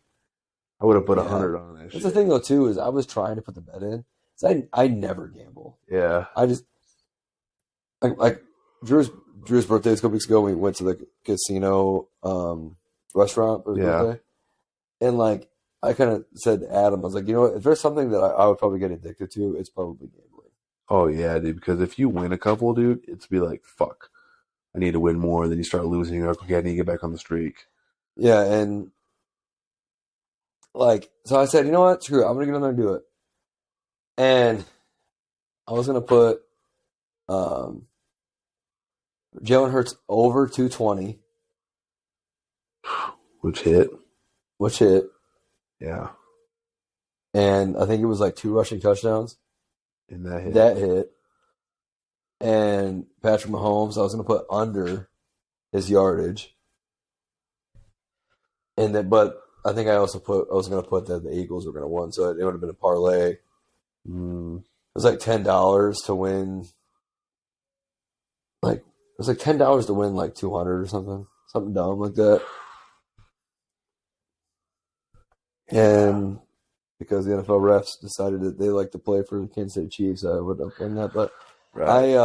I didn't get it submitted in time, anyways. But the Patrick Mahomes and Jalen Hurts prop bets were individuals. Oh, so you couldn't parlay them? I parlayed them, but like they were also being placed as like individual bets. No. I kind of like I was kind of doubling up on them. Gotcha. Well, that's the thing too. Is like Jalen Hurts outplayed Patrick Mahomes without a doubt. But going back and watching, I still want to know what the hell happened on that last throw, though. He slipped. Is that what they finally come out and said that? That field was bad, dude. Yeah, what the fuck is going on? Arizona is the worst run organization. Did you see how like they're hyping it up? How like, oh yeah, they've been taking it outside for the last 2 years and fucking watering it and sucking. They take it for walks. They talked about it so many times. They were like, they put it on so the like leash that's the one thing too. Is like when he fucking because like Jalen Hurts has an arm, so like when he fucking like underthrew, I was like, what the fuck was that? And then like when I was watching like Pat McAfee the next day, they're like, he slipped. Watch his leg, he slipped. And I was like. Everyone was slipping. But so like we were talking about worst run NFL teams, just to bring that up. Like I really think Arizona's there. Yeah, well, yeah, they are one of, dude. They are a shitty organization. Like how long did they give Cliff Kingsbury for no fucking reason? Shit. Gave him an extension last year and then fired him this year. Yeah, they're fucking stupid. But yeah, they that field was shitty as fuck because it was real grass. But going back and watching last week's podcast, we did say that with Mahomes' bum ankle, that the Eagles' pass rush needed to fucking get there. Because I said that on last week's podcast. Yeah, we did. That if the Eagles' pass rush is going to get there, which they had all season, they had 78 sacks as a team. Third most all time behind the 84 Bears and 85 Bears. Yeah, and they had the first team in NFL history to have 4 players over 11, I think it was 11 sacks. Yeah. And so you're like, okay, well, they're going to get fucking pressure. Mm-hmm. Yeah, the Chiefs gave up 0 sacks. And now the pressure was there. Right, but they were there a lot. But he was able to escape of it. Step up in the pocket. Fucking take off running. And throw random passes at random people's feet. And people be like, oh my God, only Patrick Mahomes can throw a ball 4 feet forward. That's the thing too. Is like, I don't know. All right, we got to bring up the elephant in the room here, though. Is that fucking holding penalty? Because to me, and it's funny because the next day on Facebook Memories, I had something pop up that said, "Wow," from a year ago. So last year's Super Bowl, and it said, "Wow." Something about, wow, the refs really took over these last few minutes.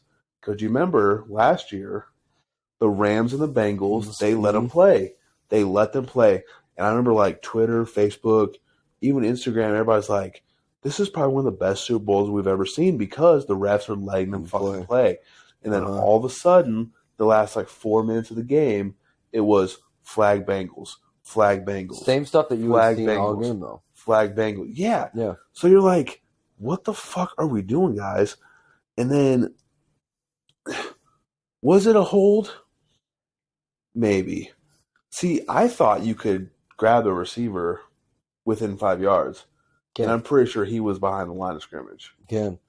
So, that's and they could say like, well, he came out and said he held him and he was hoping. Right. But like, again, you're letting them play. You're letting them play all game long. You're letting them play. And who's to say, like I was telling my buddy, I'm like, did he hold him? Maybe. You don't throw the flag in that situation. You can't. Unless it's like something so fucking egregious, like a late hit out of bounds. Like the AFC Championship. Right. Like, it sucked that the flag got thrown. But at the end of the day, he still was out of bounds. So, like, but that, you just don't fucking throw, like, and the fact that Patrick Mahomes still overthrew him on that play, he wasn't catching up to that ball, which only matters in pass interference, whatever. Yeah, the holding doesn't care, yeah. But the fact is, dude, like, I was telling my buddy, too, it's like, because he was like, well, maybe the Chiefs still kick that field goal. And it's like, right. So now you're up 3, but the Eagles still have like a minute 40. And with the weapons they have, maybe the Chiefs stop them. Maybe the Chiefs get a fumble or a fucking interception, or maybe the fucking Eagles do some crazy shit and they score a touchdown, they win the game, or they at least go down and tie the game, we get an overtime. But at the end of the day, whatever happened out of those 3 scenarios, the players decided what happened. Right. Some jackass had to be like, no, the refs haven't sat on the side long enough. Right. You gave the Chiefs a first down. Now all they got to do is sit on the clock. Like that was something I did see Pat McAfee talk about on the show on Monday. Was like, sure, was it holding? Yeah, if you go back and review it, and you do frame by frame, and you zoom in, and you do all this analytical bullshit. Yep. Sure, is it holding it? Yeah, he was on him. Yep. But like, it was damn close to that 5-yard marker. Yeah. It was damn close. But like, once again, in a judgment call in a game like that, tie goes to the fucking runner. And you just fucking leave it go. Yep. But I like how Pat put it, that like, the ref said, you know what, I'm making this game about me. Yeah. Like I said, like, because let's be honest, right? Like you said, like, sure, if there's a penalty, you got to call it. If it's just blatant, fucking the cornerback just tackles the guy. Yeah. Like, yeah, obviously you got to call it. Yeah. But like, if they're both jockeying, which like, I mean, honestly, I don't remember the play clear as day like right now, but like, I feel like I remember them kind of both jockeying a little bit. It wasn't like the wide receiver was freaking powerless. There's a blatant hold. Yeah. Like, that game in that position in pretty much the last minute of the game. Yep. You're going to call a holding that's going to prevent the new overtime rule from happening in the Super Bowl. Like, for me, man, it's like, that's like, that was one of the best Super Bowls I've ever seen. Right. So once again, to the final minute, because the refs took over the game. So at least, just like every Kansas City game. You sit there and you sit there and you leave that game with a bad taste in your mouth because you sit there and you leave like a bad taste in your mouth because like now when people are like, well, what's one of the greatest Super Bowls you ever seen? You're not gonna instantly go back to that one because like that just fucking put a dark cloud over it, dude. Like you don't make that fucking call. And like I had a bet going on for the Eagles. And so I would like to see the Eagles win, but like at the end of the day, I mean, if like the Chiefs, like I said, if the Eagles, if like they kick that field goal, the Eagles get the ball at the minute 45, and then the Chiefs like stop them, you can live with that because it's like okay, the Chiefs really fucking stood up when they needed to, and they fucking made a play, or the Eagles fumbled the ball and they recovered. You know, something happened where like okay, the players decided the game. You can walk away saying, "Wow, that's one of the greatest fucking Super Bowls I've ever seen." Like it was down to the wire. These players left it all on the field, and you can just walk away like I just watched one of the greatest Super Bowls ever. And now you're like, it's just another Super Bowl. And it should be one of the greatest ever. Well, it feels like it's another game. It is because like the refs made it about themselves, man. Like. That's the part that pisses me off the most. If it's happening all game or like all game, they're calling penalties. Right. That's whatever. Right. But I feel like there wasn't there wasn't that many penalties at all. If any. You could call holding on every fucking play if you wanted to. Right. It's about the ref if they decide that they see it or not. I mean, let's be honest. Or if they want to call it at that time or not. Yeah. But it's like that's why like when they say like, well, the NFL's scripted or the NFL's rigged, and it's like, well, no, there's no way. And then you see shit like that, and you're like, well, you're not really helping your case here, guys. Like, is it scripted? Probably not. No. But, like, you're not helping your case. And you're kind of giving the league, like, the most popular league in the fucking world. I don't think it's scripted, but, like, I think that they want that the corporate entities within the NFL definitely have an influence on, like, hey, we definitely want to see Kansas City win here. Yeah, we want Patrick Mahomes to be the new golden boy. Yeah. They're still going to set Tom Brady retired and still going to set narratives. You know? Huh? They still like can help influence the narratives that they want. Yeah. Well, speaking of Mahomes, like that's like I said, I know I take things back to fucking wrestling so often, but like it's like in wrestling, right? Like if it's a championship match, and like somebody gets disqualified, but that's actually scripted, though. Correct. But that's the point I'm trying to make. The scripted thing is part of what I'm trying to make. Is that like somebody gets disqualified, the title doesn't change hands. Yeah. Like even though the person who was challenging or whatever might have technically won, they don't get the title because like they didn't win. That's kind of how I feel about this. Is that like it was a tie ball game. Now if they were up big, right, or like they were up by a little bit, and there was like still that like slight chance, like maybe they could come back and still win with a couple minutes left, score a couple times. But like it was a tie ball game. Yeah, that's 0-0. And that was like the drive before the Eagles. That was the one where there was like 4th and 7, and Jalen Hurts fucking took off on that quarterback draw for like 30 yards. Yeah, and then he scored that rushing touchdown and got the 2. You're like, okay, like this is gonna go down to the fucking wire, and then it's like, like that, stolen from us. The momentum is just the hype gone. Everything's gone. It's just as soon as that happened, I was like, okay, cool, right. Chiefs won. Like you're not mad about that. You're mad about the fact that like you didn't get to witness like a fucking possibly epic ending. What's the thing though is that we want to see because when you win the Super Bowl, you are the world football champions. Yep, best of the best. And it feels like seeing somebody win that in a shiesty ass way. Even though, like, let's be honest, like the Chiefs didn't have anything to do with that, right? But still, like, you took the feeling of like, fuck yeah, we just saw a team deserve to be the world champs. Yeah, stolen from us because of a stupid ass call. Yeah, like it never fails. Anytime there's a big ass game, there's always something like this that goes down. Yep, almost always. Yep, back-to-back years we've seen it. And like I said, it's whatever it's if it's on the player's part when it's like just blatant. But like something like this where it's like a legit judgment call. Where it's like I could see where you could call it, I could see where you don't call it. Yep.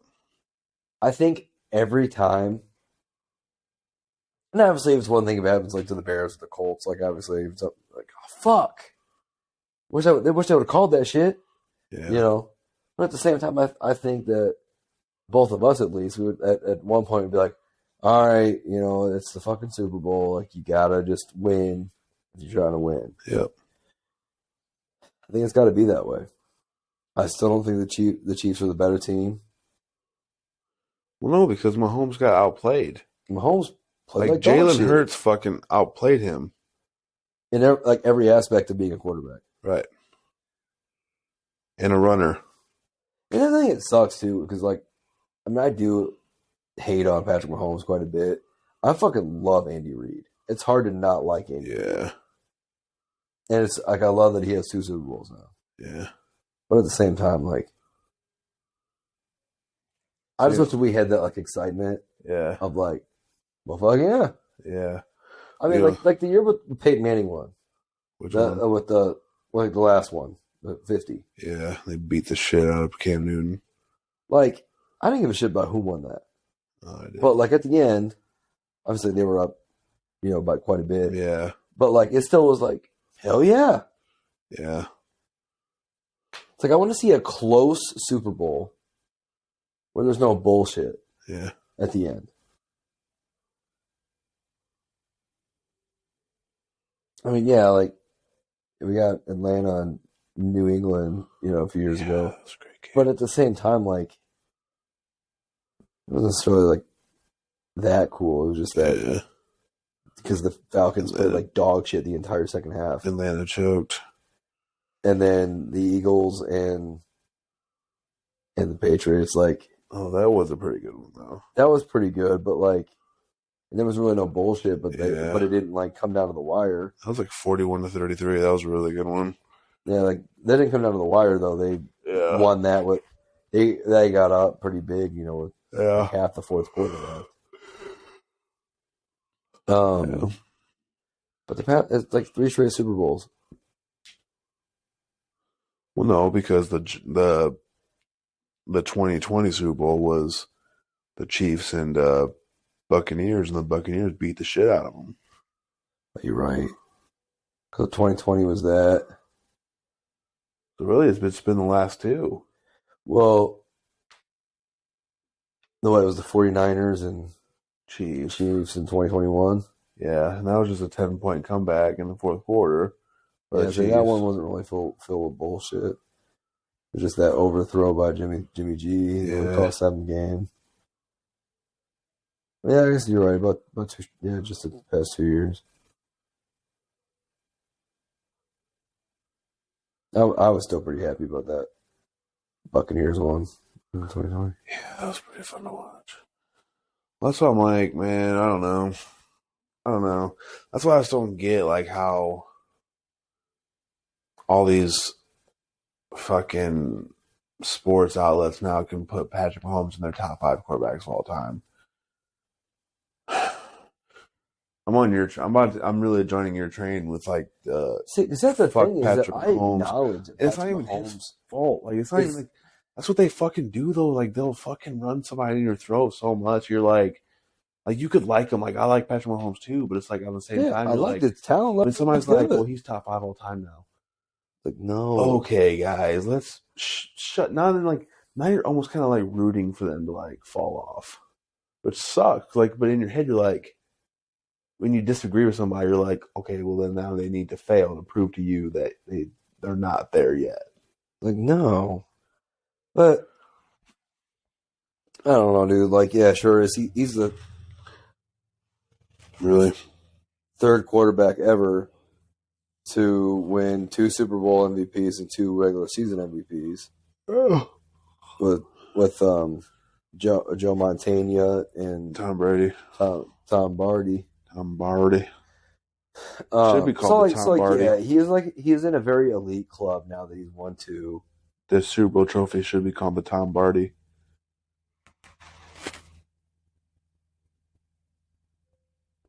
That was dumb. No, that was fucking good, dude. Tom Brady instead of Lombardi. Lombardi, yeah. Tom Brady. Yeah, I obviously understood. That's why I looked at you right away. Let's name the MVP trophy after Tom Brady. No, they should name the NFL trophy MVP trophy after Peyton Manning because he had the most at 5. I said the Super Bowl MVP, not the regular season. Who has the most Super Bowl MVPs though? I wonder. Gotta be Brady, right? Brady's got what, 3? Does the other Brady have 7? Yeah, but who won? Deion Branch won one of the MVPs. Did Vinatieri win one? No, probably not. Because I know Deion Branch won one. I know Tom Brady at least had 2 of them. I think he got it with the Buccaneers won. But either way, how about like freaking Eli Manning having 2 Super Bowl MVPs but not a regular season MVP? Right. But either way, like you said, we're talking about Patrick Mahomes being top 5. Tom Brady has 5, dude. He has 5 MVPs? Super Bowl MVP, he has 5. So Deion Branch, and who won the other one? I'm looking right now. I said it's sure. Is he an elite club? Is he in a very minimum? There's not many people who have the same stats as him. Sure. Is he top 20 all time? Top 15? I'll give that to him. I'll give you top 20 right now. I'll give that to him. I'll give him top 15. That's why I like number 15. I'll give him that. Like that's when you talk about that's why talking about rings as a player is so fucking stupid. Like we talked about last week because dude's in year what? 6? 5? Yeah, 6. And he didn't start his first year. Dude, he's not fucking top 5. Top 5 yet. No. I don't care. It's like I don't know. To me, it's like looking at like Derrick Rose, right? You go to basketball, it's a little bit different because he has that. Because he has his MVP. Let's say he had a ring too. It's like, well, he's the youngest to ever do this. He was so young when he did this, so young when he did that. Yeah. He's top 5 ever. Like, no, bitch, shut up. See, Tom Brady, Deion Branch.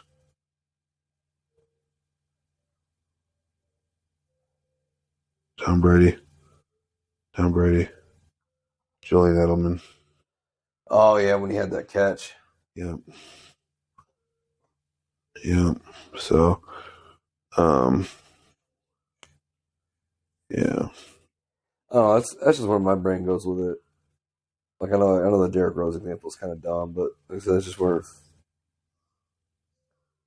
because that's the thing that that everybody brings up is that how young Mahomes is, and how quick he has been to get to these certain numbers. Yeah. It's like so because of that, you're telling me that he has already proven to be on the same level as Peyton Manning, Tom Brady, Drew Brees. You know what I'm saying? Like, no. John Elway. Like, no. Nope. Then John Elway's not even top 5 in my opinion. I wouldn't even say he's on the level of John Elway yet. Yeah. Well, that's why I was saying, like, counting the rings thing is so fucking stupid. Like, it was a joke post, but I shared this post this week because Chad Henne retired. Mm-hmm. Michigan great, thank you. Congrats to a great career. Right, 2 rings. Which is wild to me. I did not know he was still in the league until this year. Well, yeah. I'd heard about him in years. He played for he had to come in the year they won the Super Bowl last time. Right, I remember that. Yeah. Because he came in during the Super Bowl, didn't he? No, playoff, just regular playoffs, but he there was a post where it said Chad Henne has more rings than it was like Aaron Rodgers, Phillip Rivers, Dan Marino, all these quarterbacks combined. So then it said the caption was Chad Henne is better than Aaron Rodgers. And I'm like, right. And so our buddy Ryan was like, you are, but that's what I'm saying. Like that, but that's why it's a joke, but it's still the rings argument is fucking stupid. You can't sit there and say well, Patrick Mahomes top 5 because he's got 2 rings now. Well, and some quarterbacks don't. Yeah, I think especially for football, the ring argument is fucking dumb, dude. Is so irrelevant, right? Like, once again, referencing the Pat McAfee show, there's Aaron Rodgers brought up, and one of his very first Aaron Rodgers Tuesdays, talked about why he believes football is the best sport on the planet. Yeah, it's a team game. Or it's a team game. Not sure, a quarterback is probably the one position where a quarterback can be dominant in games, but look at the late 2000s Cavaliers. LeBron pretty much single-handedly took them to the finals. Yeah. In the MLB, if you have a Clayton Kershaw, your team can make the playoffs every year. It's one starter every 5 days, though. But I mean, you look historically. If you have a true ace, a guy who is number 1 in the league as a pitcher, the rest of the team kind of just revolves around that. Yeah, it's not obviously the same. It's not the exact same way as basketball. But if you look back in the league history, it kind of shows. Yeah. You look at hockey. You have an Alex Ovechkin. You can win a fucking Stanley Cup. You have a Sidney Crosby. Or a Wayne Gretzky. You can win Stanley Cups. Or Gordie Howe. Mr. Hockey. Suck on Mr. Cocky. Okay, 9-9. But no, Joe Nickel and Dime, the great one. Piece of shit. But still, every other sport, shit, even soccer. Yeah. You can have a guy like Messi or Ronaldo and win championships. Yeah. Football, it doesn't work that way. How many teams we've seen over the years who have had great quarterbacks and didn't do shit? Right. Dan Marino. Right. So I think it's such an irrelevant conversation. Like I said, should there should you give respect to it? Right. Yeah. That's why I brought up he's 1 of 3 to do the 2 and 2. You got to give him respect for it, but at the same time, that doesn't mean dog shit. Yeah. I don't know. I guess we'll see where his career goes towards the end. Yeah, because obviously he has potential. Still starting out to be a top 10 quarterback of all time. I just don't know if he's ever going to get to the. I just don't know if he's going to put up the numbers that like for his entire career. No, yeah, and he's already been hurt a few times. I mean, his numbers have obviously declined over the years. Not really, but I mean, not really. Mahomes, dude, it's like first or second year starting, he threw like 50 touchdowns. Okay, but he's put up 5,000 yards a couple times. I'm talking about like touchdown numbers and shit like that. Dude's not throwing 50 touchdowns every year. I mean, nobody really is, though. He's 27. It's crazy. Yeah, but like Tom Brady and Peyton Manning, like, at least like once they started throwing touchdowns like that, they never went back down to like 26. They're consistently throwing like 35 to 40 touchdowns a year, every year. I'm looking up his stats. Yeah, I don't know. But we did say the one joke is like being Patrick Mahomes' dad. Oh my god, dude! Could you imagine what a difference? Like your one son is a 2-time Super Bowl winning quarterback. Okay, so like he threw 50 his first year, but he played in 14 out of 16 games and only threw 26, and then 38, 37, 41. It's coming down. But he's been going up. 38, 37, 41. And then 5,000, 48, 47, 4,000. I don't know. I'll tell you one thing he's really good at is stealing MVP awards from Jalen Hurts, who deserves them. Right, or his offensive line. Right. But no, like I said, it's well, what a difference between brothers. Like, first off, you name your son who's a 2-time Super Bowl winner, Patrick. You name him a dumbass name like Patrick Star. But then you give your other son the name Jackson, which is actually kind of like, I kind of like the name Jackson. And the dude's a dumbass TikTok dancer twerking on stage with Rihanna. Bro, I full ass thought we were going to get that at some point. Bro, I legit the whole time Rihanna because that freaking halftime show, I liked it, dude. Everybody was shitting on it. Like, sure, was the backup dancers. That shit's always a little like. They were extra as fuck, but they're always a little extra, always a little weird. But dude, like all the songs were dope. She was killing it. Rihanna, well, she's pregnant, which is interesting. A$AP Rocky's lucky guy, yeah, which is that whole thing so wild. But anyway, yeah, she's pregnant. People were shitting on her. So like that's the thing, right? So that's the thing, right? Those if she would have came out half naked, just fucking the stage. Oh my god, how could she do that? She knows there's kids watching. She comes out covering everything, overdressed, and pregnant, just showing her belly, doing a little bit of dancing. She fucking sucks. Why isn't she doing her normal dancing? Why isn't she doing this? Why would she do it pregnant? What, like? And then people were talking shit about her lip singing. Everybody fucking lip syncs. Right. So that's what Jenny said. She was like, "Did you know Rihanna was lip singing?" I was like, everybody does for the Super Bowl. And then I found out though they actually recorded earlier in the day. Yeah, I learned that on a Pat McAfee show. Like they recorded earlier in the day, or even like the day before, or whatever, in rehearsal. Yeah. And then if you want to sing, you can. Because I could tell that when it's like you could tell there's always times when you start singing it. There's always times in the Super Bowl that dude, that's what I'm saying. Tell people are singing. And even like Pat McAfee made a really good point. It was like, it's right. Why would you want what if something goes wrong during the fucking halftime show? You don't want that. So it's like, yeah, you're right. The Black Eyed Peas a few years back. That was awful, and they all tried singing during it. Yeah, they suck. And what's the thing though? Let's be honest about it. It's like, sure, they hold concerts in like Soldier Field and stuff, right? Yeah. Yeah, they can do concerts, but they have to set it up a certain way. They can't set up in 15 minutes. Yeah, for an entire concert. And for it to go well, yeah, and it's a thing. It's not a concert. It's a show. It's a halftime. That's why you bounce around between different songs. It's more like a mashup. Yeah, it's more of just like a here's a little bit of entertainment. I thought she would bring out Jay-Z. I knew for a fact she wasn't gonna bring out Kanye. Dude, I whole ass was like, because there was a couple songs where I was like, Jay-Z, no, okay. But the thing though is I was glad because sometimes I hate it when they do shit like that.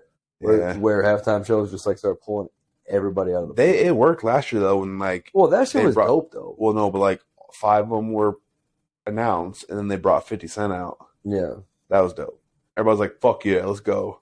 Whole Dollar, they call him Whole Dollar because he was fat. Remember that? Yeah. People talking shit, but like, I don't know, man. It was. I thought Rihanna still can get it too. She was looking pretty good. Fuck yeah. And she was killing it. I don't care. It was good. Oh yeah. Even her like waving her fart away. That was dope. I don't care. That was cool. Well, she's grabbing her ass. She grabbed her ass and she was like,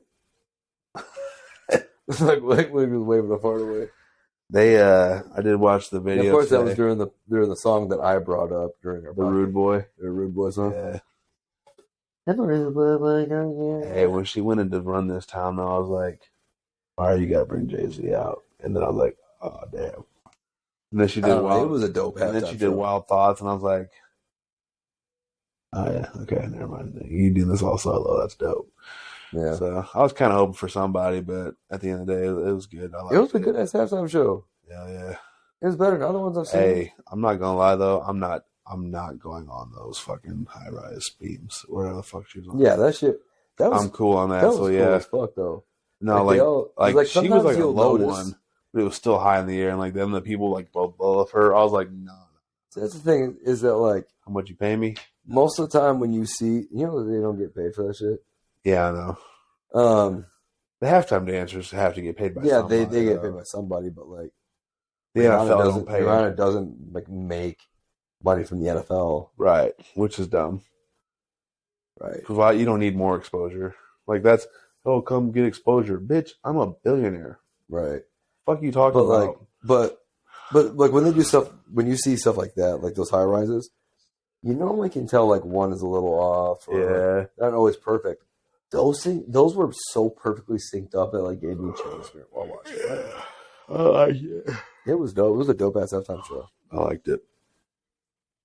But where are we at, dude? Damn, 1:40? That's crazy. Or an hour 40. Yeah. 1:40. Still not our longest one. No. Nope. But do you have anything else you want to talk about today?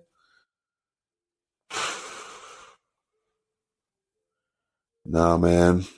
I think we covered it all, really. Did we?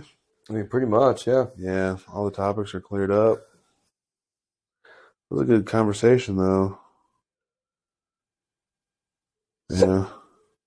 Definitely do some more, like, we're definitely going to keep our eye out. All the XFL starts this weekend. So we're definitely going to be commenting on that during the weekly podcast from now on. Yeah, let's go Brahmas. We are, the San Antonio Brahmas, led by Hines Ward and Jack Cohn, quarterback. So they play Alizé Mack. Yeah, they play Sunday at 3 p.m. against the Renegades, right? No, the Battlehawks. Oh, it's the Battlehawks. Yeah, St. Louis Battlehawks. So, we're gonna support the XFL. That's the thing with the XFL, dudes, man. Like when COVID, it sucked that the first year it came out was the year of COVID, right? Because it was low key fucking dope, dude. Yeah. And so like I was chilling. Like I started liking one team, and then like they suck, and I'm like, you know what? This is a new fucking league. Didn't you switch with me to the Vipers? No. Well, no. We started off with the Vipers. And they sucked. Yeah, and like halfway through Mark Trestman was that coach. Halfway through the season, I was like, you know what, dude?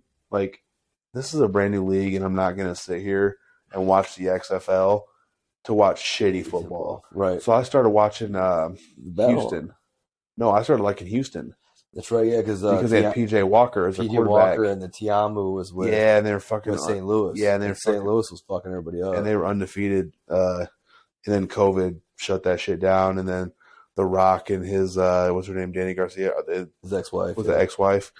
Yeah, so they all went in and bought that. So I mean, that's pretty dope. I think it'll be successful just because The Rock has a lot of pull, and I think she's a pretty good business woman too. Yeah, no, that's. What does she do with it? Like they're good on good terms, obviously, and like what does she do? Yeah, no, they've always been like best friends. Like what does she do? So because I see her like attached to everything that damn near he's attached to. So like they're business partners in Zoa, okay, and then also with $7 Production, okay. Which is The Rock's production. So they just both go in on everything together, pretty much. Yeah. Isn't she a mother of one of his children too? Yeah, his oldest daughter's in the movie right now. Okay. Yeah, Simone. Yeah. So Ava Reigns, I think her NXT name is. Okay. Yeah. So. Yeah. So I think it's gonna do well, man. I think the XFL is gonna be fun. That kind of just fucked me up a little bit. Because I want to say their daughter's name in NXT, because she's in NXT right now, is Ava Reigns, but it's like Raines. Let's look. Look it up. So I want to say that's her last name. When like Roman Reigns, is obviously related to all of them, but his is Reigns or something. Oh yeah, Dwayne. Oh yeah, you could tell it's. Oh, you could definitely tell that's their kid, bro. Which is wild too, because like I think she's kind of bad, low key. Yeah. Oh yeah, dude. She's kind of bad, but like Danny is fucking big, dude. Danny's big as fuck. I mean, she's big. Like fucking jacked. Danny Garcia's fucking jacked. Yeah, she is. Doesn't she? Was she together with Phil Heath too? Danny Garcia? I don't think so, because they got divorced in like 2010 maybe. Yeah, like it wasn't maybe, or maybe they do business together too. Yeah, Danny Garcia's kind of hot too. She is, bro. Yeah. So I started watching Young Rock again too. Oh, she's a professional bodybuilder. Yeah, she was. Yeah, I didn't know that. Yeah. Okay. Yeah. Okay.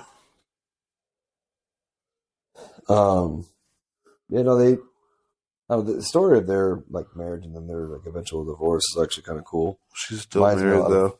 Huh? Hey. Yeah, she's married now. Look, though, her husband's rocking the Rock shit in this picture. That's fucking insane. What's I'm saying? Like, it's cool as fuck that like how cool they are. Yeah. Well, I mean, yeah. Why wouldn't you be though? Like, first off, your wife's ex-husband is like the Rock, number one, and they have kids together. So why wouldn't you be chill with it? I mean, like, what are you going to come in and be an asshole? You see, like people who get divorced like not get along afterwards, even when they have kids. Very true. Very true. That's one thing I've always had like a lot of respect for, is that like, I mean, their daughter was a little older. Her daughter's only a couple years younger than me, and they got divorced. It's a very mature thing to do, though. It's like, but like, you just realize you're not good together, but you're better off as friends. But they've always decided to be best friends, and that they still are supposedly. And obviously, they have all these fucking businesses together. Yeah, I think she supported him to get him into the like, because if you watch Young Rock, like in one of the episodes is like when he finally kind of decides like, I need to just retire from the football thing and decide what's going to be next. And he thought about potentially about wrestling, and she was like, oh, they were together then? Yeah, they were together in college at Miami. And then it kind of went from there. Maybe I'll watch that. Young Rock is a really fun. It just looks real cheesy, dude. I mean, yeah, like because like it kind of like goes back and forth between like, I can't remember like what year, like 2035 or something like that, and like his childhood and growing up and shit. Like some of the shit that does take place is cheesy as fuck, but like it's a good show. All right, I'll check it out. I'll check it out. Plus, it's kind of nostalgic for me because a lot of times it brings back some of like my like early childhood like wrestling memories and stuff. Yeah. But yeah, I think that's about it for the day for me. Yeah, it's probably a good place to end it. Is that our longest podcast though? It's close. An hour 48. It's close. I don't think we've touched an hour 50, dude. Yeah, we have. Have we? Third one. Oh, yeah. Dude, we've gone on some good topics though this week. Yeah, today we went on a lot of random shit. It wasn't as funny as last week, but I was off the vitamins last week. And I mean, we got pretty funny pretty early on with this one, because we like spent like 15 minutes talking about how fucking Craig sucks ass. Yep. So he'll be on next week, and I think we'll go ahead and call tonight. Yeah. So once again, appreciate all of you guys. Make sure you like, share, everything. Go support on the Instagram. Yeah. But love you guys. Love you, whores. Yeah. Fuck Craig. Fuck Craig. um.